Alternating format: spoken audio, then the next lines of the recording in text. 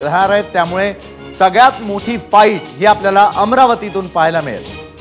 खुद्द नवनीत राणा आपल्या सोबत आहेत। नवनीत राणाजी 7व्या यादीमध्ये आपल्या नावावरती शिक्कामोर्तब आणि कमळ चिन्हावरून तुम्ही लढणार आहात। आधी अभिनंदन आणि काय पहिली प्रतिक्रिया नवनीत जी?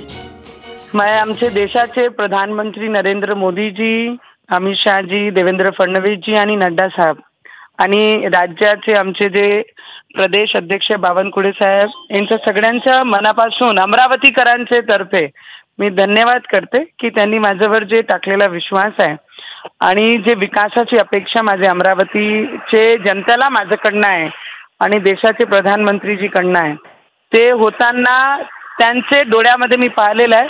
म्हणून यांना मी माझे नेत्यांना जी मी नेते मानते, मी 100 वेळा प्रत्येक बातम्यामध्ये सांगितलं आहे, हे माझे नेते आहे आणि नेते जसं ठरवतील तसंच मी करेन आणि त्यांच्या मनापासून धन्यवाद करते दादा मी। बरं नवनीत जी, मात्र सगळ्यात मोठी फाईट आम्हाला जी आहे ती अमरावतीमध्ये पाहायला मिळेल। तुमच्या विरुद्ध असलेले काँग्रेसचे वानखेडे यांना कसं आव्हान उभं करणार आहात तुम्ही आता?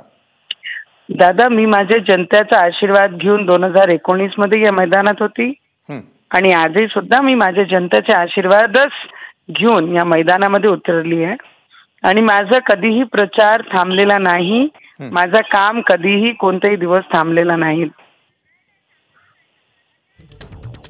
नक्कीच धन्यवाद नवनीत जी, आपण एबीपी माझाला दिलेल्या या प्रतिक्रियेसाठी।